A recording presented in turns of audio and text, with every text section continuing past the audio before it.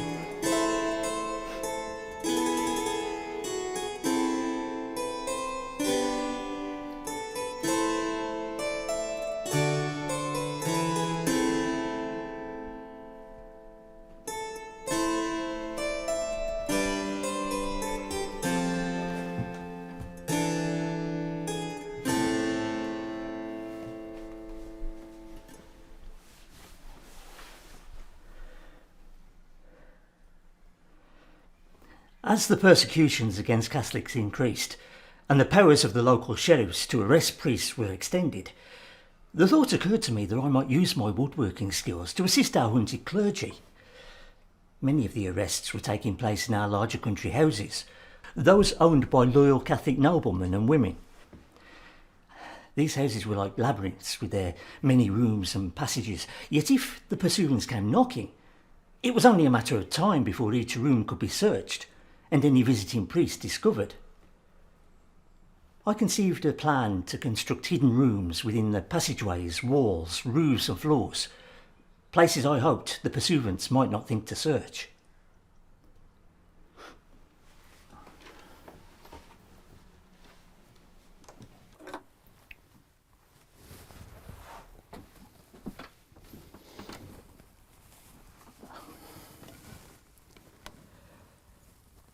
It was difficult work.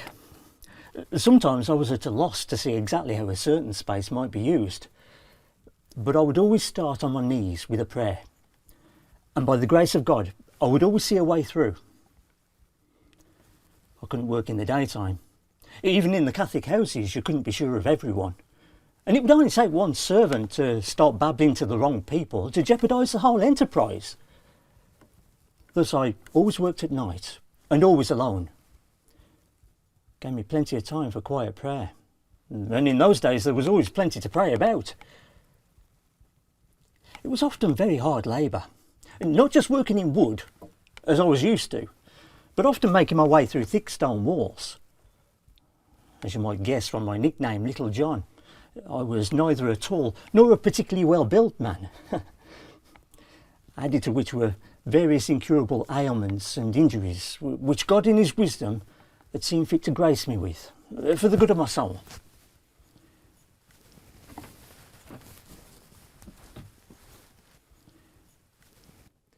At first, these priest cells were quite simple.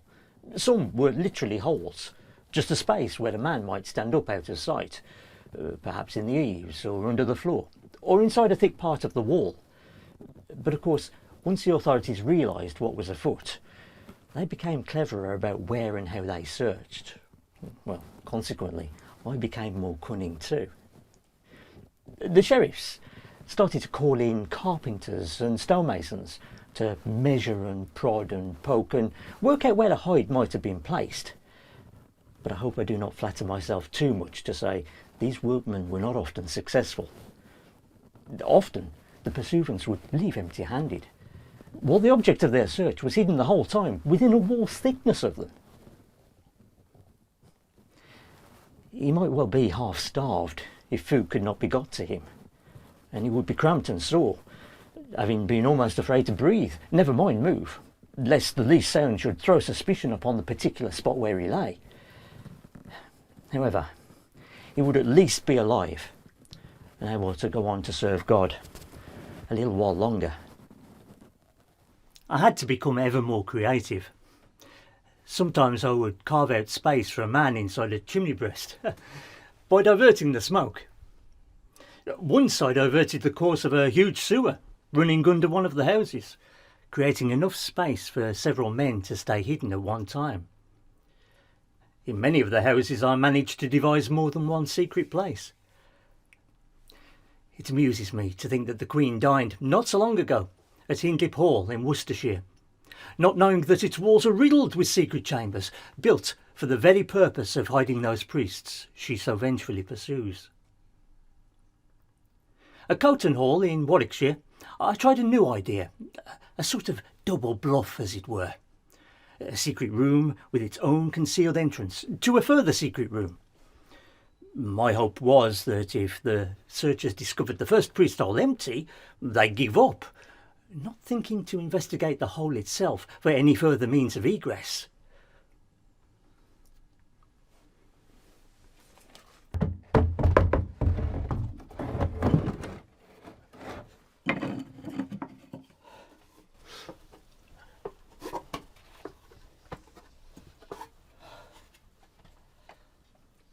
I must confess myself particularly pleased with the hideouts here at Harvington.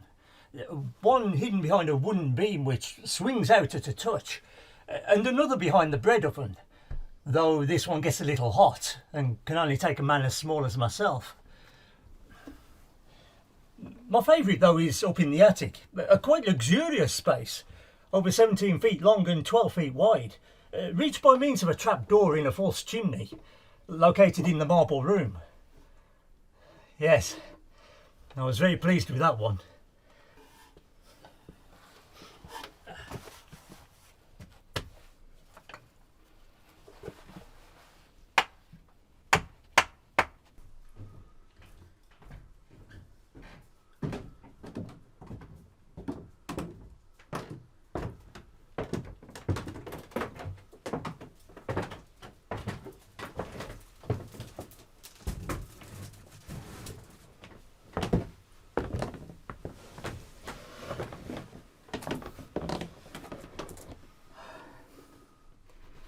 But enough about me.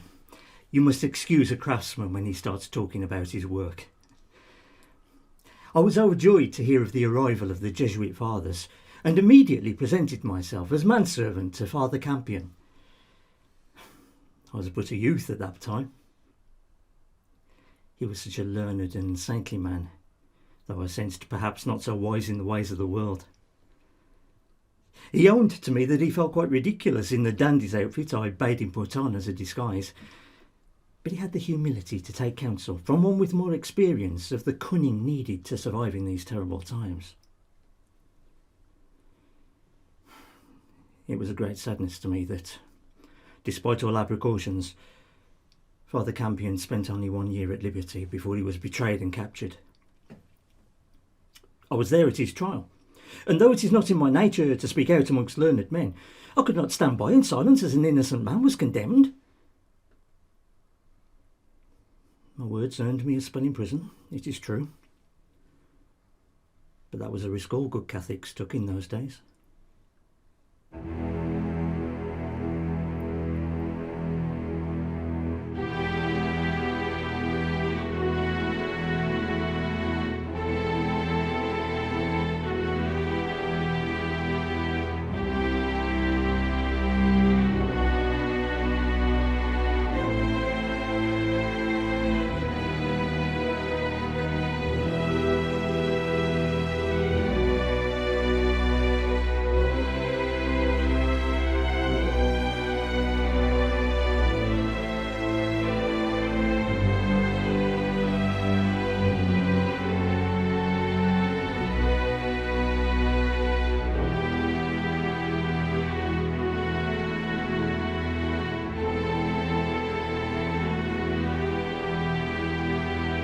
God bless you all, gentlemen, and make you all good Catholics.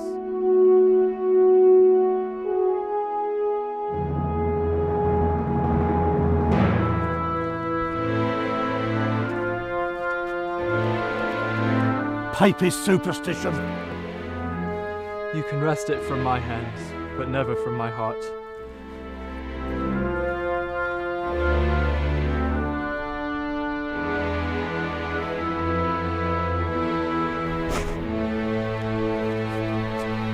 Bless me, Father.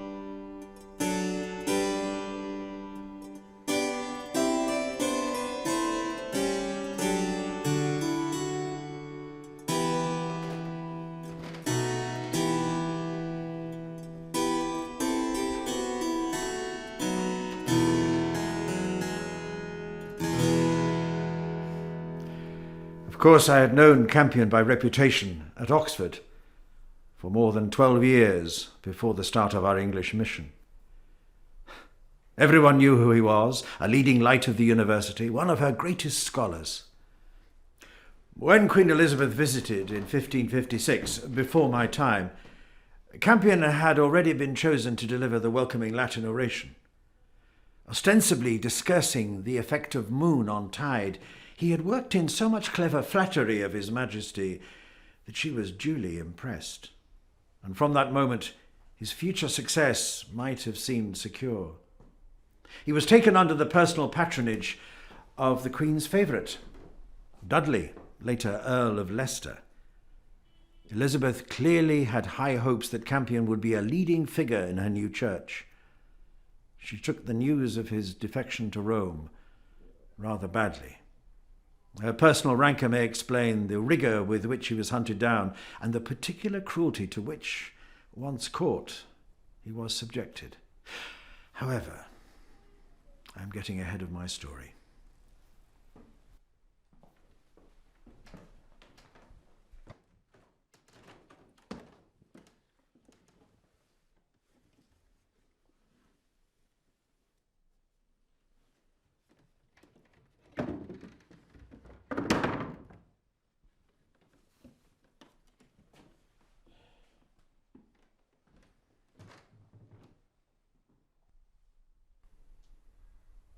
After Oxford, Campion and I met again in Rome. By that time, we had both received holy orders in the Society of Jesus, and providentially, it was at this moment that the Jesuit order first decided to send priests to England. Campion was, not surprisingly, among those chosen for the English mission. He expressed himself right willing to return to his native land, in full knowledge of the welcome he was likely to receive from the authorities there. Not one of us had any illusions about our possible fate, but somehow the air of martyrdom hung more closely around Campion. We all knew that one of his fellow priests had daubed the words Edmundus Campianus, Martyr, on the wall of his room. As our small band of priests and lay brothers prepared to travel, someone commented on the roughness of the coat that Campion wore. "Well," was his wry reply, "any clothes are good enough for a man who is going to be hanged."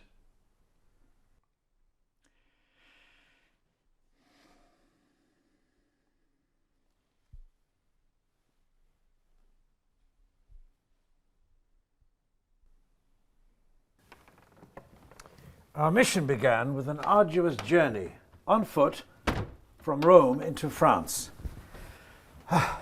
drawn out over several weeks by abysmal weather and recurring illnesses. At Reims, our party broke up. We took several routes into England, the hope being that should one group be apprehended, the other might succeed. So it was that myself, Father Campion, and one of the lay brothers, Ralph Emerson, travelled on to St. Omer, where we received a warm welcome and a friendly warning. Spies in Rome had done their work. The authorities in England were already waiting for us. I remember with some amusement the disguises we were forced to wear. I was got up as a soldier, a captain no less, with gold trimmings on my uniform, and it was pithily observed that no one could possibly suspect such a peacock and a swaggerer of being a Jesuit priest. Father Campion took on the role of a jewel merchant, travelling with his manservant, Brother Emerson. Amusement aside, though, I could not help but be struck by the appropriateness of our disguises. For were we not soldiers whose mission was spiritual warfare? Or merchants, whose merchandise was the pearl of great price, our Catholic faith.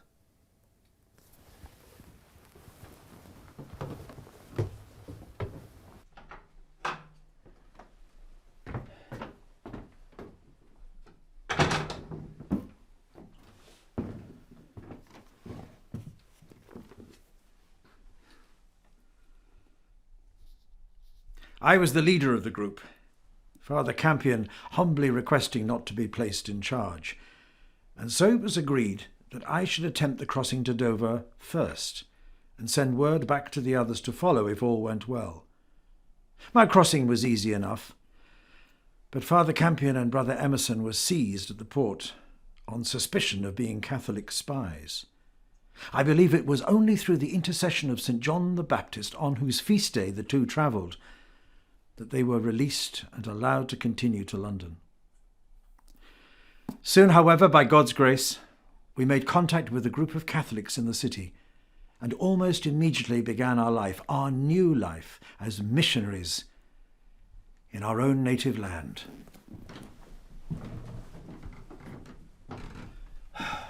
What a life it was! Every day brought danger.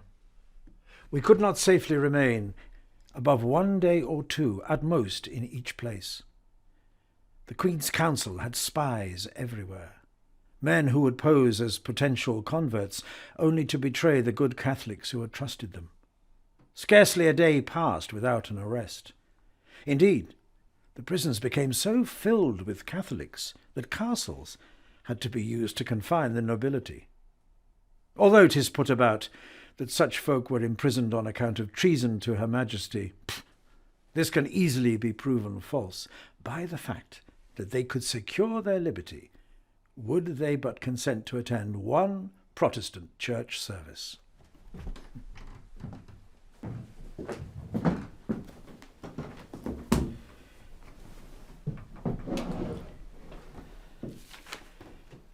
We priests were strictly forbidden to engage in matters political and to have a care for souls only, reconciling those who had, out of weakness or fear, conformed to the new religion, and ministering to those who had kept the faith. Much of our time was spent travelling round the great country houses, where often, upon arrival, the whole household would make their confession and attend Holy Mass.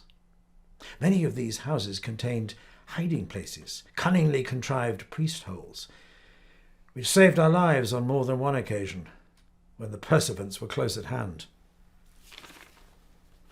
We managed to establish a secret printing press to disseminate sound Catholic literature, an achievement which certainly helped our cause, but which inadvertently played a part in Father Campion's capture. You see, Father Campion was well known to the authorities on account of his brag. He increased their wrath 100-fold with the publication of his Decem Rationes, his 10 reasons for the invalidity of the Anglican Church. And it was the printing of this very book which fatefully brought us both into Oxfordshire, to Stoner House. Here we learned that our London printer had been betrayed and young Father Bryant arrested. I immediately made plans for Campion to go into Norfolk until the situation improved, admonishing him not to visit any of the usual houses on the way. But as we were parting, he entreated me most earnestly, that he might call upon one house, a local place called Lyford Grange. He had promised a noble Catholic in prison to visit the man's family, a task he had put off many times.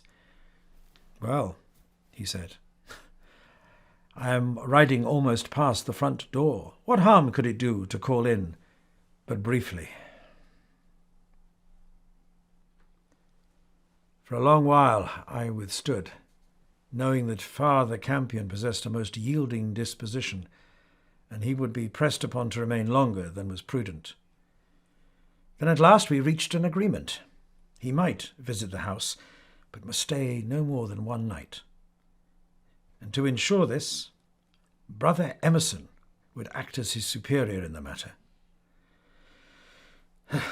This condition eased my fears a little. Yet as I watched the two ride away, my heart was heavy. By some presentiment, I feared that my dear friend was riding to his death.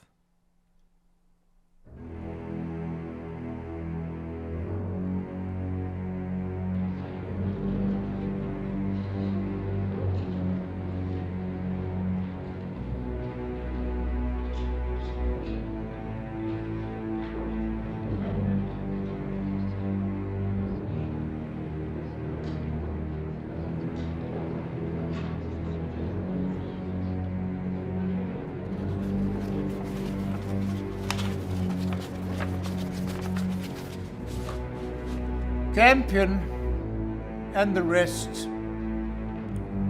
what can you say that you should not die? It was not our own deaths we ever feared, But we knew we were not lords of our own lives, and therefore, for want of answers, would not be guilty of our own deaths.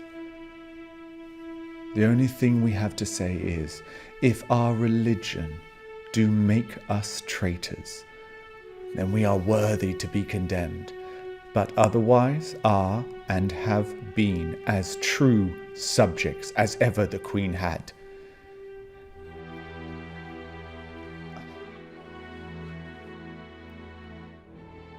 In condemning us, you condemn all your own ancestors, all the ancient priests, bishops, and kings, all that were once the glory of England, the island of saints, and the most devoted child of the See of Peter. For what have we taught, however you may qualify it with the odious name of treason, that they did not uniformly teach? To be condemned with these old lights, not of England only, but of the world, by their degenerate descendants, is both gladness and glory to us. God lives. Posterity will live. Their judgment is not so liable to corruption as that of those who are now going to sentence us to death.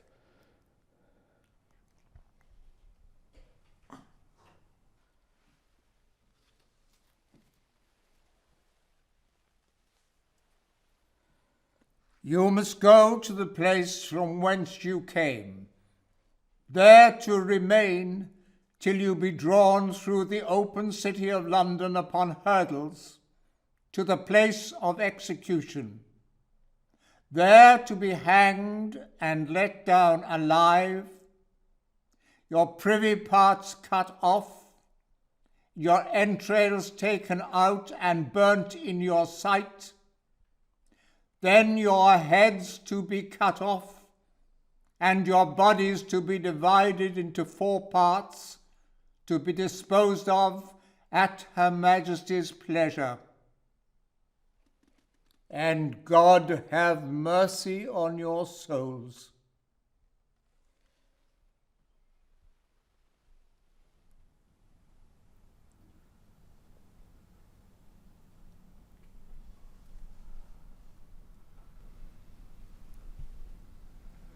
Te Deum laudamus, Te Dominum confitemur. Hac est diem cum fecit Dominus, exultemus et letemur in illa.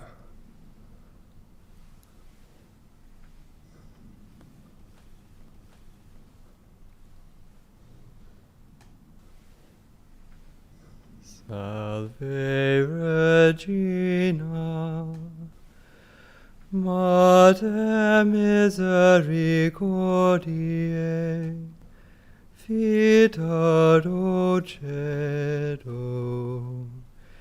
et spes nostra salve. A te clamamus, exules filii Eve.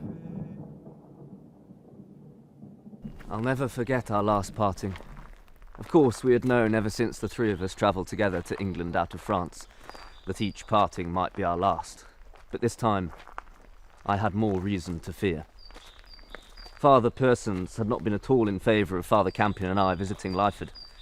The situation was just too dangerous. But Father Campion had a very winning way about him, and in the end, permission was given, with one condition: that the visit must last no more than a day or a night, and then the 2 of us must be on our way to Norfolk, stopping only briefly to collect some books from Mr. Horton's home in Lancashire. Now, Father Persons knew that with the best will in the world, his fellow priest was liable, from the goodness of his own heart, to succumb to pressure from the folk at Lyford to stay longer. And that's where I came into the arrangement. I was appointed Father Campion's superior for the duration of the journey. I was to make sure that he stayed only for the allotted time and no longer. This put me in a difficult position. Our usual roles were reversed, and I must confess to feeling uncomfortable with the idea of myself, a lay brother, being given authority over a priest. As it turned out, I was right to be sceptical. My temporary authority didn't amount to much when it was put to the test.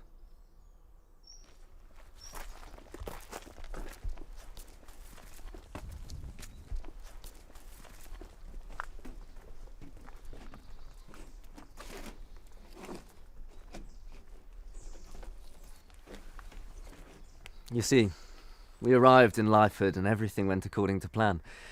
A group of Bridgertine sisters were there, and they, along with the family, were overjoyed to receive the now quite famous Father Campion. Father made it clear that his visit must be quite short, so the whole night was given over to conferences and hearing confessions. Not that Father was strictly needed for the latter. There were 2 priests resident at that house, yet Father Campion it had to be. Never mind the weariness of his person, or the increase in danger which every delay brought.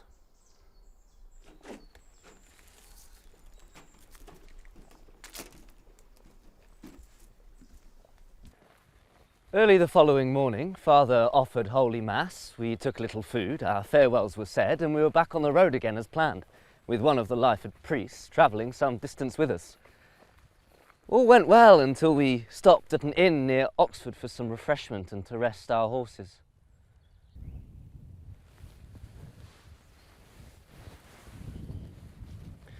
I do not know how word got about so quickly, but it suddenly seemed as if half the population of the university appeared at this inn, all keen for an opportunity to talk to Campion and converse with him on many diverse matters. I was very uneasy. We were meant to be travelling incognito and at speed, and yet here we were in a very public place, our identities and plans clearly known to all and sundry.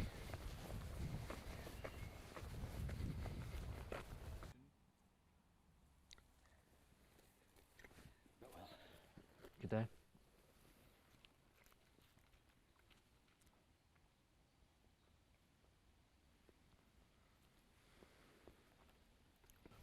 I was just urging Father to bring the disputation to an end when a new visitor arrived.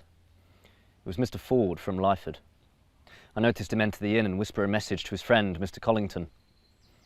And that's when our troubles began. It turned out that shortly after our departure from Lyford, a large group of Catholics had arrived, and they were greatly put out at having just missed such a distinguished visitor.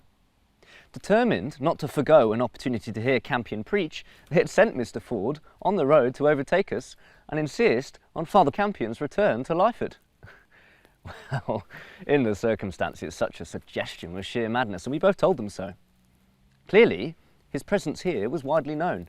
Pursuivants were active in the area, and he was their #1 target.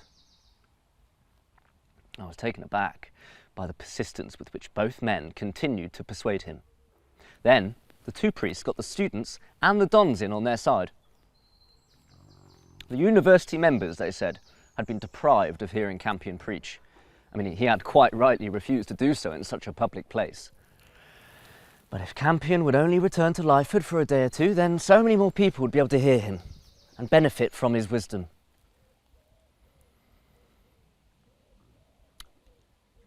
It pained me greatly to see poor Father Campion almost reduced to tears. Torn as he was between his desire between bringing Christ to one and all and his duty of obedience to his superior. And the audacity of his audience. Commands need not be followed to the letter, they said. Changing circumstances must be considered. Surely, had Father Persons been here, he would have been given permission, and so on and so forth.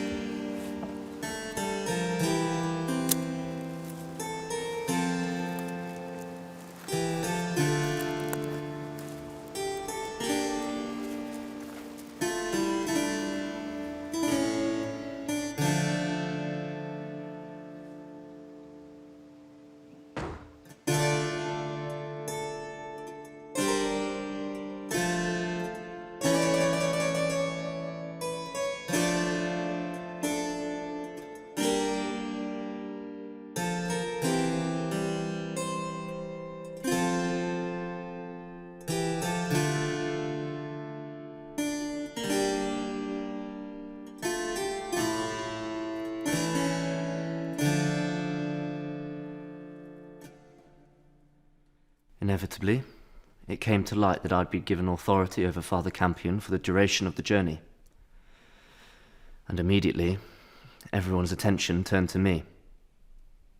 I told them what I thought, that it was an extremely ill-advised plan, and I argued against it as best I could. Surely they should be thinking of Father Campion's safety rather than their own desires.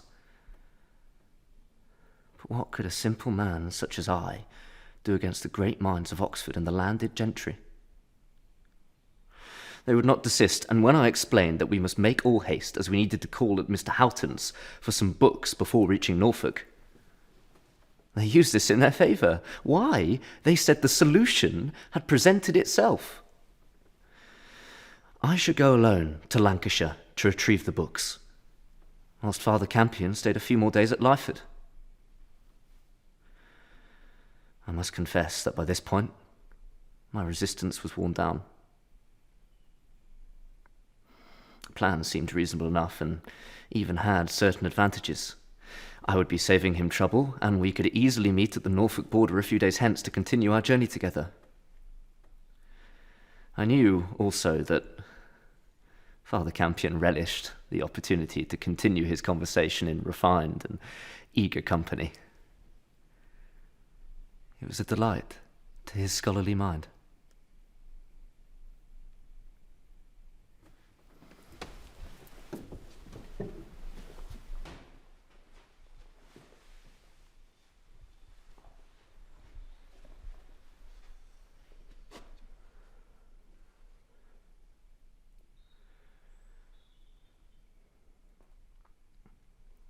And so, I was won over,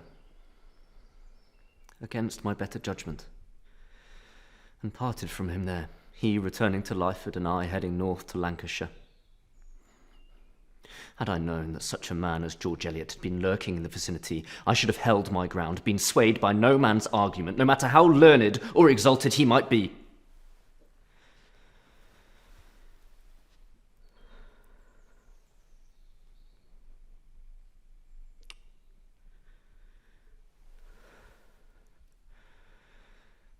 It is easy to say such things in hindsight, when tragic events have already come to pass.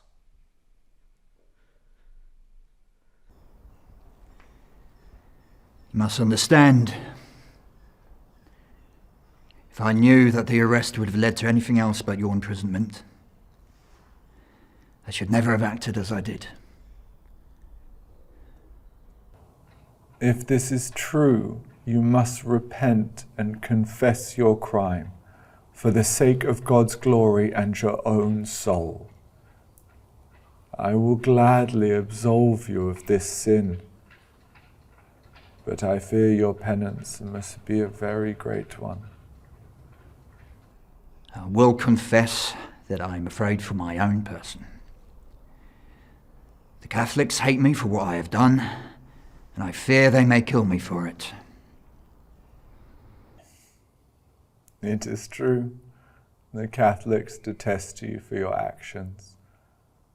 But you do them a great disservice to suggest they would go as far as threaten your life.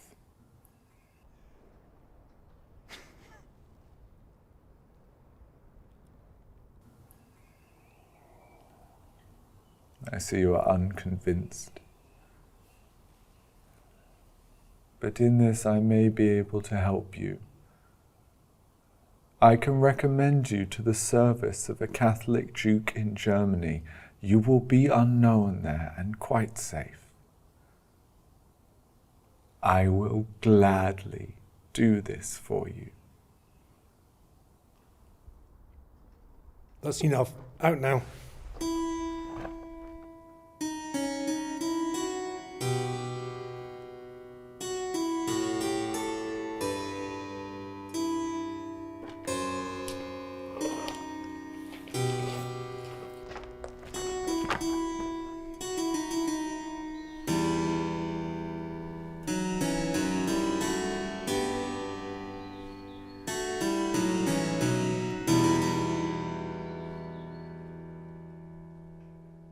I know what people think of me. what they call me behind my back, and often after my face. Judas, Elliot. Well, it's nothing to me. I had my reasons for what I did. There I was in prison, on a charge of murder, with not much left between me and the hangman's rope. Well, I was offered a chance to save my skin, and I took it. That's all. Who wouldn't have?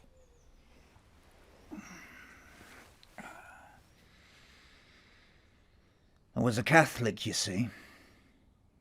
That made me valuable to my Lord Leicester, since it was his job to ferret out all those who'd kept to the old ways and wouldn't follow the new religion. Especially the priests, of course. They were the real prize.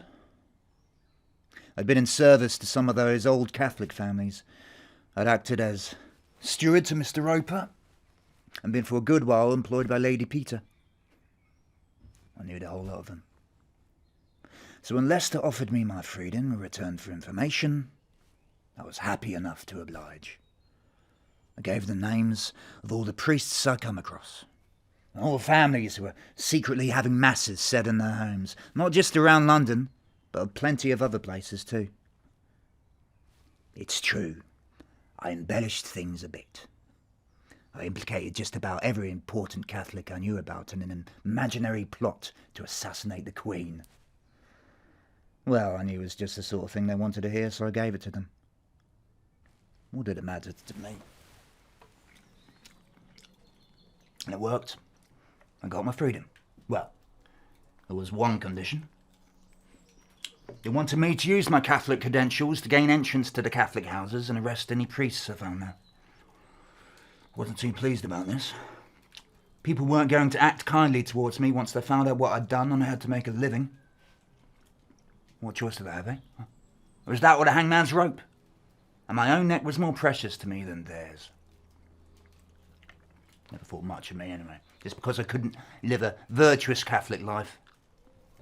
Well, I didn't owe them anything.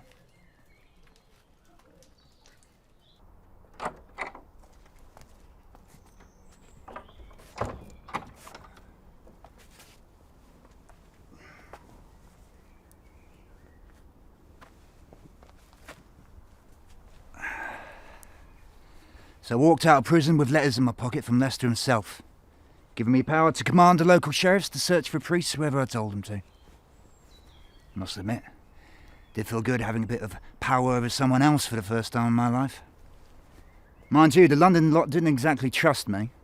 They sent one of their own pursuivants along with me to make sure I did the job right.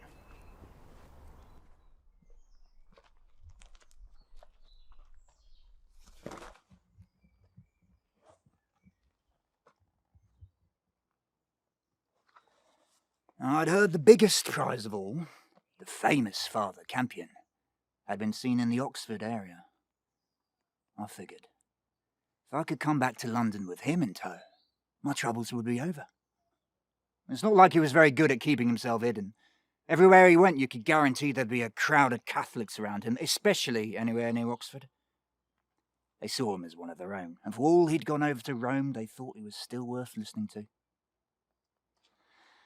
I knew of only 2 Catholic houses in that area. There was William Moore's house at Haddon, and the Yates place over at Lyford Grange.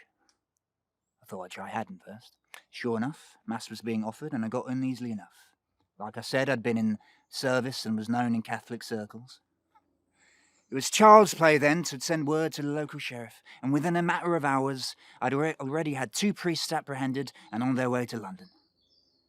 So now I knew my real prize may well be holed up at Lyford, and that's where I went next. I had to move quickly before word got round amongst the Catholics and doors started closing on me. Once that happened, I'd lose my bargaining power with Leicester. I might end up right back where I'd started from. At Lyford, I had a stroke of luck.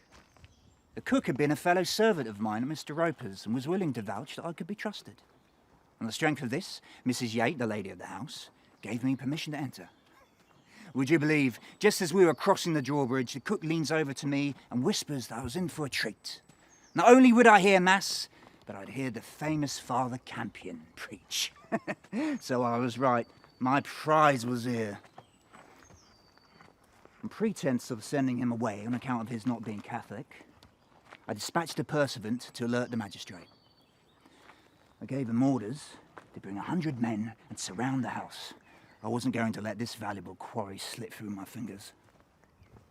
As I bluffed my way through Mass, of course I knew when to sit, when to kneel, how to cross myself, etc. I had to resist the urge to arrest Campion right there and then. Would have been an extra flourish to take him in his vestments. I smiled to myself, hearing him preach on the gospel text. Thy enemies shall cast a trench about thee, and compass thee round, and straiten thee on every side, when, unbeknownst to him, his own fate was so close at hand.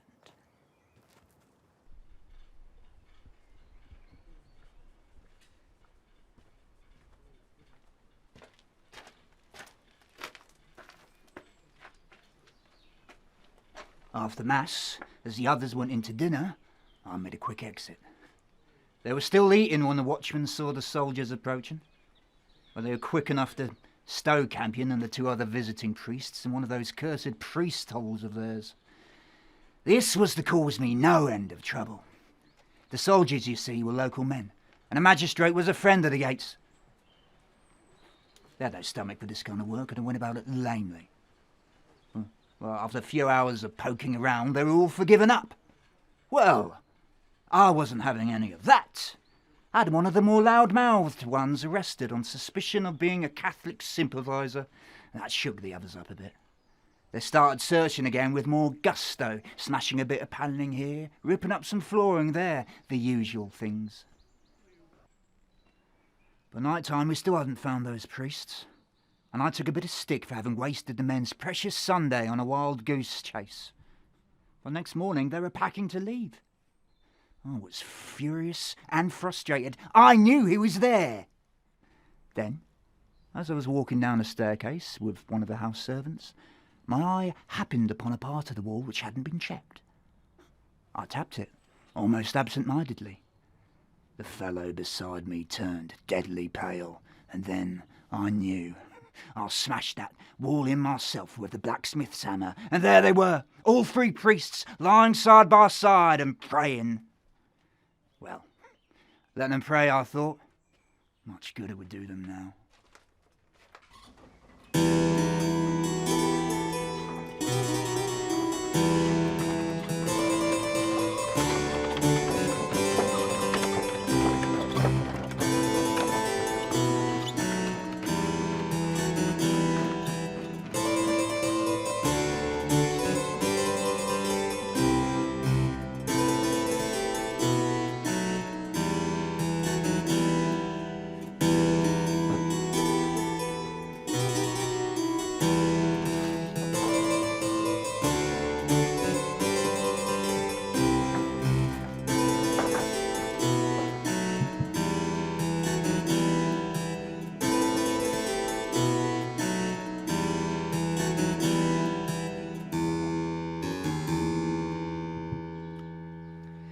It was 3 days before we could start off for London.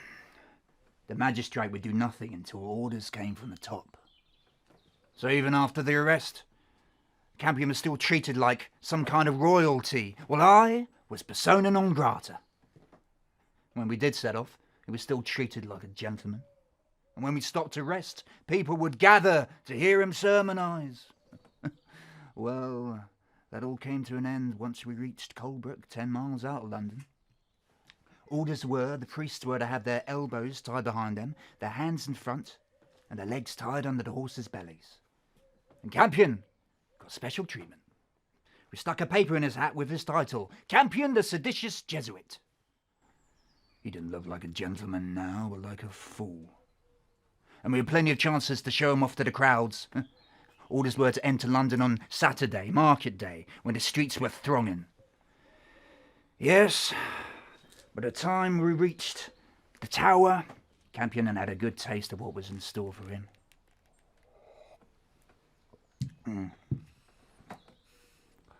Well, that was his lookout. I had what I wanted. I was free man, with an extra £4 in my pocket, and yeoman of the guard to boot. Why should I care what happened to that priest afterwards? It's none of my business, no matter what those Catholics said about me.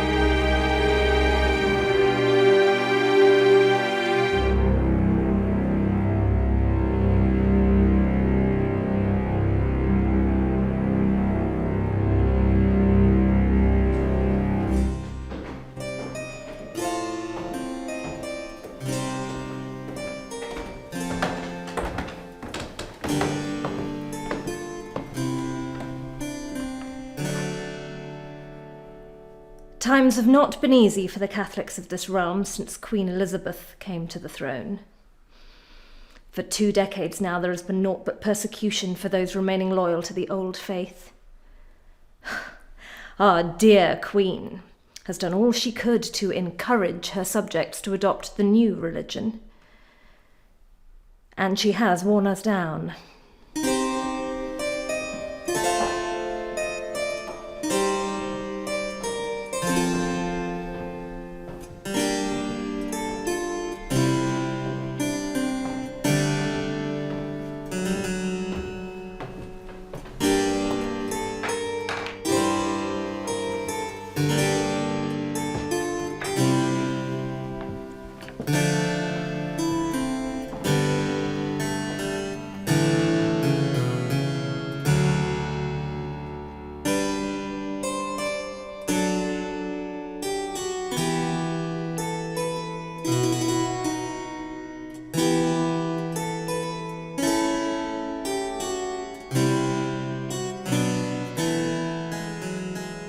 How many of our neighbours, previously good Catholics all, advised us to go along with the changes as they had done, just for a while, just until things improved. One had to be cunning in these times, they said. One had to go along just so far to keep out of trouble. It meant nothing, surely, to attend a Protestant service on Sunday if in one's heart the true faith lay hidden. And yet, as we watched, one by one these families grew lukewarm in the practice of their faith, until finally it died within them. And one day, upon waking, they found themselves no longer Catholic.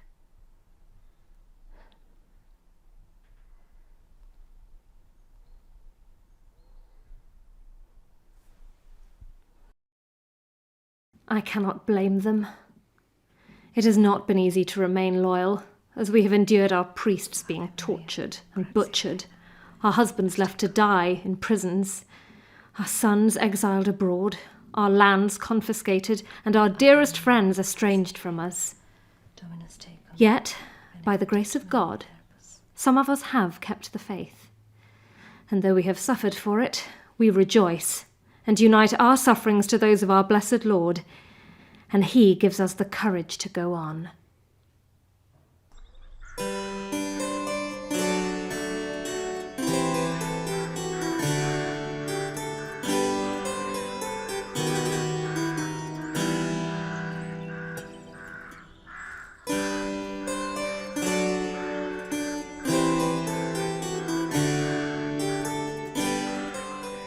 We did indeed learn to be cunning, as our old friends advised, but not in the manner they intended. Since our priests were forbidden to minister to us openly, they did so in secret, living in our homes under the guise of country gentlemen. Here at Lyford we had 2 such priests, known only to our neighbours as Mr. Ford and Mr. Collington. Many of the noble Catholic houses had resident priests disguised in such a manner. Of course, all ran the risk of being discovered, and it was for this reason that in the larger homes, secret chambers were constructed in which priests could be hidden should the need arise.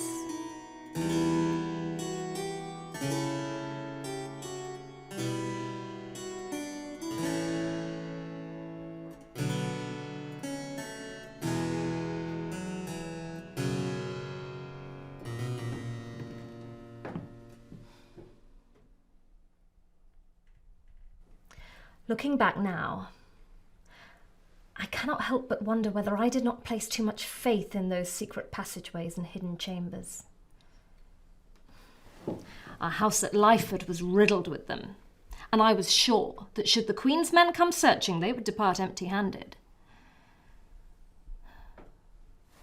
Perhaps I relied too much also on the goodwill and friendship of our neighbours. After all, we remained well respected in the county, and was not the magistrate, Mr. Fettyplace himself, a relation of ours by marriage? On reflection, all of this might have kept us safe, in the case of a Mr. Ford or a Mr. Collington. But I had underestimated how much our situation would change, should we entertain a more sought-after guest.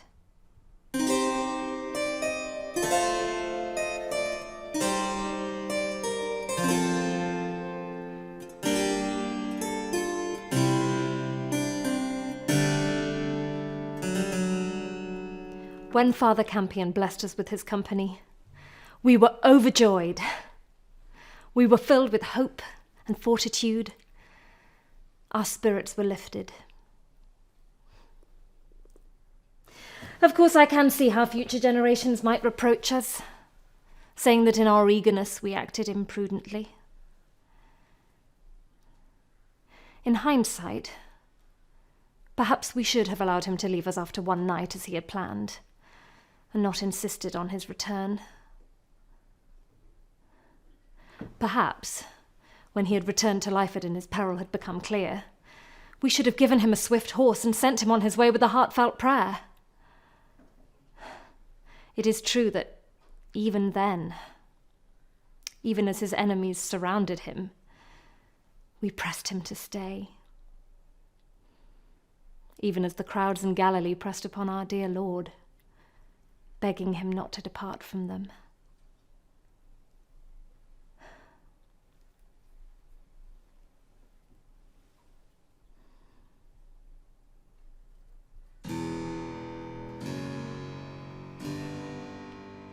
Sadly, my faith in the safety afforded by hidden places and old friendships had not taken into account the possibility of a traitor in our midst.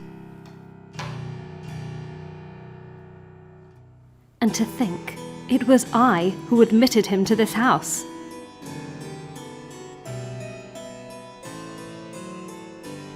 I who listened to the good report of my cook that Elliot was of the old faith and could be trusted.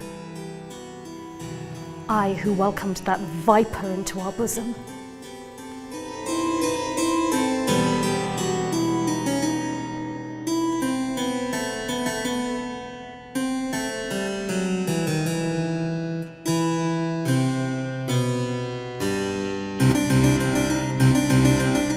I shall never forget the events of those few days. After the joy and consolation of Holy Mass, They're coming, my lady. to be suddenly thrown into such confusion, such fear, the soldiers arriving while we were blithely taking our repast. I protested, of course. I expressed my great displeasure that Mr. Fettyplace should allow such discourteous behaviour towards a respected neighbour. Indeed, it was his discomfort at the impropriety of the situation which brought the initial search by early evening to a speedy and fruitless end. Overjoyed, and thinking ourselves safe, we brought the priests out of the hiding places and made a fervent thanksgiving. Alas, our joy was premature. Elliot would not give up his prize so easily.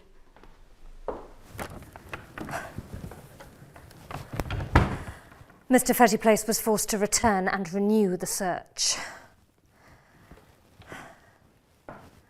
This time, I played the woman. This was manly work, I mocked. This tearing up of a defenceless lady's home, and on the Lord's Day too. But I would bear it as best I could, etc., etc. And of course, I wept profusely. This was enough to melt a gentleman's heart, and it won me a boon. I might choose one room in the house where I should not be disturbed.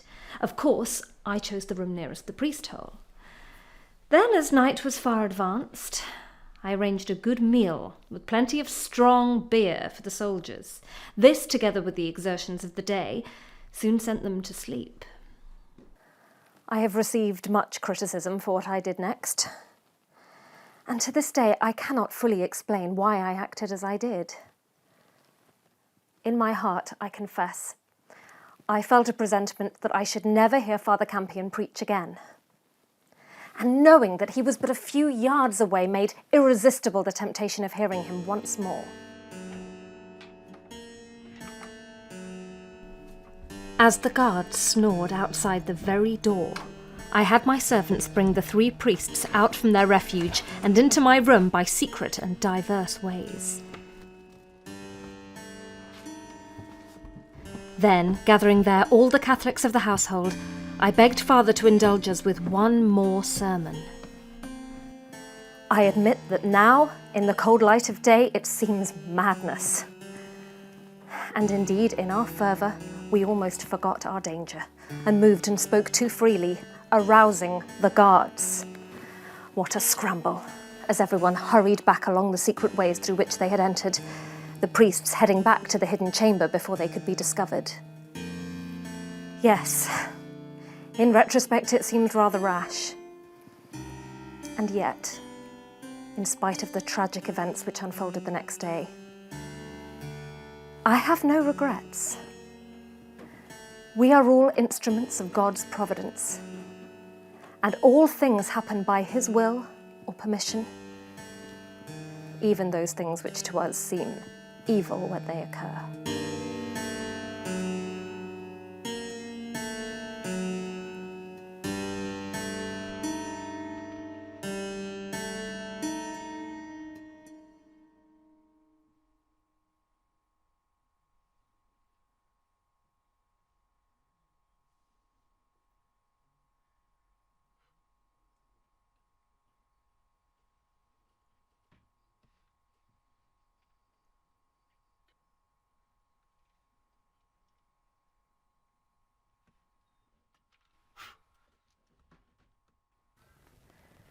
It is hard to believe now, but as morning broke and the men began to depart, cursing Elliot for wasting their time, we still hoped all would be well. To this day, I do not know what it was that drew Elliot's eye to the very spot where the priests were hidden, even as he was going out of the door. Perhaps he caught a look, merest glance which one of us in our anxiety cast towards the place. Or we may never know. And it matters not. What's done is done.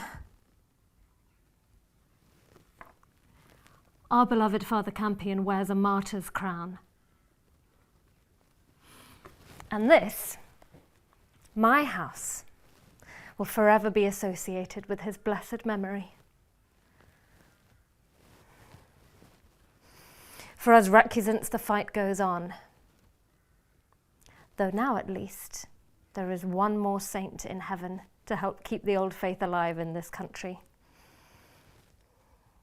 And that one saint is a man we knew and loved well.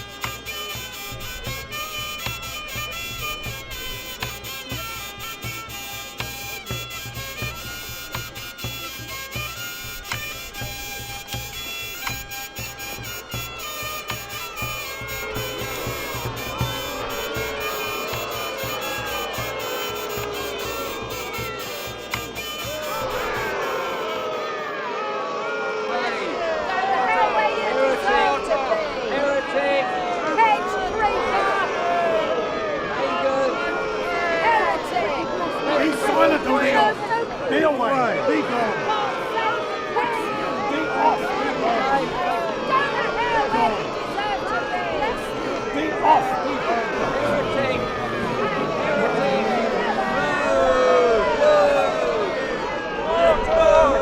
We are made a spectacle unto the world, and to angels, and to men. We are fools for Christ's sake. Confess your treason. As to the treasons that have been laid in my charge, and for which I am brought here to suffer, I desire you all to bear witness to me that I am thereof altogether innocent. There is evidence enough of your treason. I am a Catholic man and a priest. In that faith have I lived, and in that faith do I intend to die. If you esteem my religion treason, then I suppose I am guilty. As for other treasons, I never committed any. God is my judge. But you have now what you wish. I beseech you, gentlemen, to have patience and to suffer me to speak a word or two for the discharge of my conscience. Do you renounce the Pope? I am a Catholic. In your Catholicism, all your treason is contained.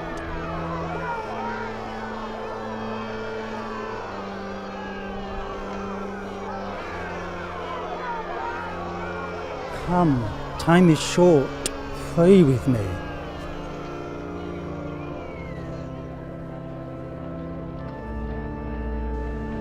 You and I are not one in religion. I bar none of prayer, but I only desire it of the household of the faith to pray with me, and in mine agony say one creed. Why do not pray in the Queen's good English? I pray to God in a language he and I both well understand. Patrem omnipotens, factorem celi et terre, visibilium omnium et invisibilium, et in unum Dominum Iesum Christum Filium. Wherein have I offended her? In this I am innocent. This will be my last speech. In this give me credit. I have prayed and do pray for her. For which queen do you pray? For Elizabeth? Yea, for Elizabeth, your queen, and my queen, of whom I wish a long, quiet reign, with all prosperity.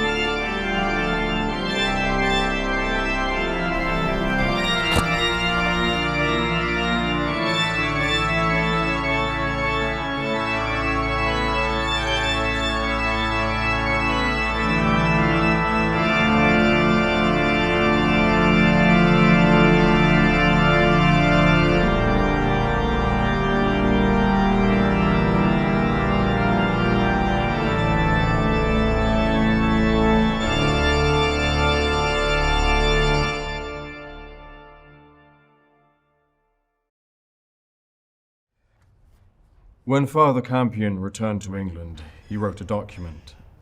This very document which I now hold, so that in the case of his most probable capture, he might have a statement to make to his sovereign.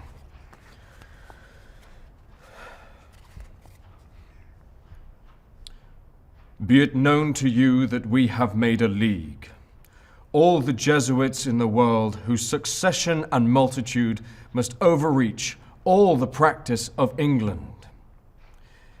Cheerfully, to carry the cross you shall lay upon us, and never to despair your recovery while we have a man left to enjoy your Tyburn, or to be racked with your torments, or to be consumed with your prisons. The expense is reckoned, the enterprise is begun. It is of God. It cannot be withstood. So the faith was planted, so it must be restored.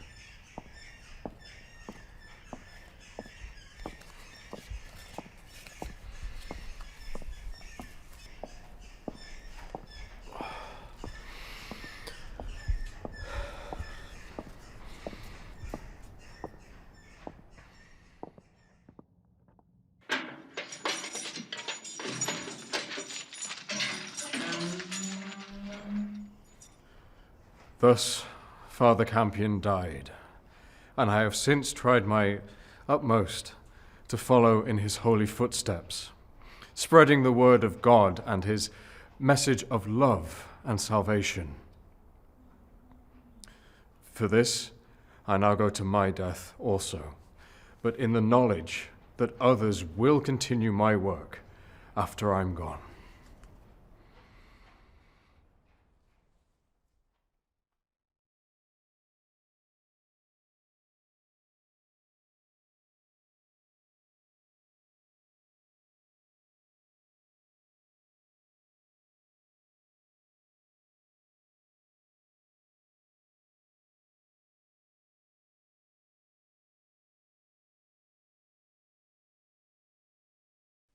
Whoa.